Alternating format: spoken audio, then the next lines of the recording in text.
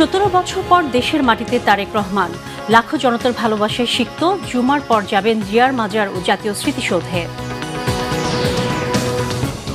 দেখছিলেন crown cement সংবাদ শিরোনাম, এবারে বিস্তারিত। 17 বছর পর দেশে ফিরলেন বিএনপির ভারপ্রাপ্ত চেয়ারম্যান তারেক রহমান। সংবর্ধনায় বললেন, যে কোনো মূল্যে দেশের শান্তি শৃঙ্খলা ফেরাতে হবে। গতকাল বেলা 12:15টায় হযরত শাহজালাল বিমানবন্দরে অবতরণের পর লাখো জনতার উল্লাস আর উচ্ছ্বাসের মধ্যে তারেক রহমান রওনা দেন 300 ফিটের সমাবেশ স্থলের উদ্দেশ্যে। বিকাল 4টায় সভামঞ্চে ওঠেন তারেক রহমান। উচ্ছ্বসিত জনতা তখন তুমুল করতালি দিয়ে তাকে অভিবাদন জানান। তারেক রহমানও মঞ্চের সব প্রান্তে গিয়ে হাত নেড়ে শুভেচ্ছা জানান উপস্থিত সবাইকে। সংক্ষিপ্ত সংবর্ধনায় সমবেত জনতার উদ্দেশ্যে বক্তব্য রাখেন বিএনপির ভারপ্রাপ্ত চেয়ারম্যান। যে কোনো মূল্যে শান্তি শৃঙ্খলা রক্ষার প্রত্যয় জানিয়ে 71 ও 24-এর বীর শহীদদের ঋণ শোধ করতে হবে বলে মন্তব্য করেন তারেক রহমান। যে কোনো মূল্যে আমাদেরকে এই দেশের শান্তি শৃঙ্খলা রক্ষা করতে হবে। যে কোনো উস্কানির মুখে আমাদেরকে ধীর শান্ত থাকতে হবে। প্রিয় ভাই বোনেরা, আমরা দেশের শান্তি চাই, আমরা দেশের শান্তি চাই, আমরা দেশের শান্তি চাই। We have a plan. We have a plan for the people and for the country. ইনশাআল্লাহ আমরা সেই প্ল্যান বাস্তবায়ন করব। দেশে ফেরার দ্বিতীয় দিনে আজ বিভিন্ন কর্মসূচিতে অংশ নেবেন বিএনপির ভারপ্রাপ্ত চেয়ারম্যান তারেক রহমান। জুমার নামাজের পর তিনি রাজধানীর শেরেবাংলা নগরে পিতা সাবেক রাষ্ট্রপতি জিয়াউর রহমানের কবর জিয়ারত করবেন।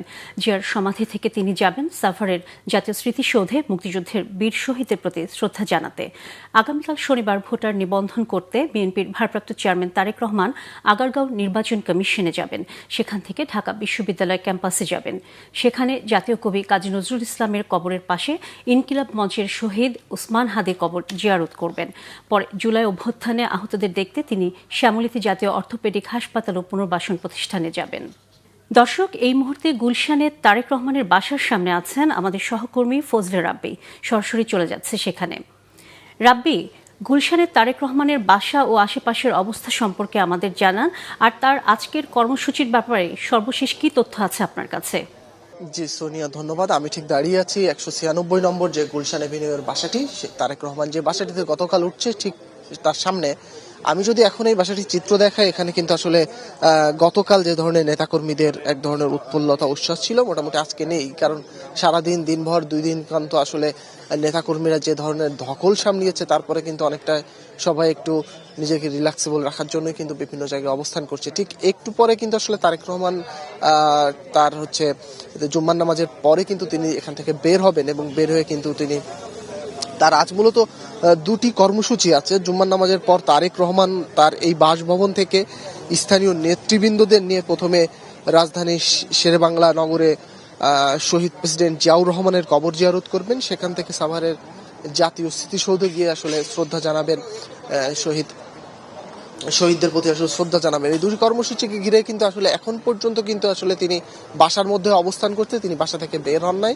আমাদের কাছে এমন কোনো তথ্য নাই এবং তিনি ঠিক জুম্মার নামাজটা কোথায় পড়বেন সেই বিষয়ে কিন্তু এখন পর্যন্ত আসলে গণমাধ্যম আমাদের কাছে সঠিক কোনো মেসেজ আসেনি। ফলে তিনি বাসার মধ্যে অবস্থান করছেন এবং তার এই বাসা কিন্তু আসলে যে কালকে যে বাসটি করে তিনি মোটামুটি এয়ারপোর্ট থেকে 300 ফিটে সহজে এভার কেয়ার হাসপাতালে গিয়েছিল, সেই বাসটা কিন্তু এখন অবস্থান করছে এবং দেখছেন সিএসএফ এবং পাশাপাশি পুলিশের যে টহল সেটা কিন্তু অব্যাহত আছে। পাশাপাশি র্যাবের একটি গাড়ি দেখা যাচ্ছে।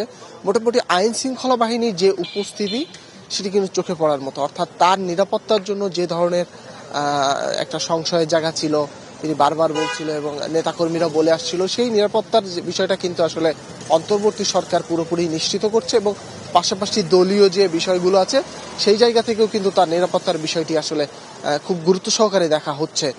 তো আজকের যে কর্মসূচি তারেক রহমানের মোটামুটি এই ছিল আমার কাছে গুলশান এভিনিউর 196 নম্বর বাসা থেকে সর্বশেষ অবস্থা। সোনিয়া। রাব্বি, ধন্যবাদ আপনাকে। দর্শক, তারেক রহমানের আজ ও আগামীকালের কর্মসূচি সম্পর্কে জানাচ্ছিলেন আমাদের সহকর্মী ফজলে রাব্বি। চলে যাচ্ছে অন্যান্য প্রসঙ্গে। উত্তরের হিমেল বাতাসে দুর্ভোগ বেড়েছে কয়েক গুণ। ঘন কুয়াশায় বেড়ে চলেছে শীতের দাপট। চুয়াডাঙ্গায় সর্বনিম্ন তাপমাত্রা রেকর্ড করা হয়েছে 9.6 ডিগ্রি সেলসিয়াস। ভোর থেকে কুয়াশার চাদরে ঢাকা থাকছে চারপাশ। হেডলাইট জ্বালিয়ে চলাচল করছে যানবাহন। খুব প্রয়োজন ছাড়া কাজে বের হচ্ছে না কেউই। শীতে দুর্ভোগে পড়েছে খেটে খাওয়া ছিন্নমূল মানুষ। শীতের প্রকোপ বাড়তে থাকায় চুয়াডাঙ্গার সদর হাসপাতালে বাড়ছে ঠান্ডাজনিত রোগীর সংখ্যা। দর্শক, এই ছিল এখনকার মতো। পরের সংবাদ দুপুর 2টায়। এর আগে একটা রয়েছে নিউজ টপ 10, দেখার আমন্ত্রণ রইল। এছাড়া বাংলা ভিশন সংবাদ ও সংবাদ সংশ্লিষ্ট অনুষ্ঠান দেখতে ভিজিট করুন www.bvnews24.com ও facebook.com/banglavisionnews এবং সাবস্ক্রাইব করুন youtube.com/banglavisionnews।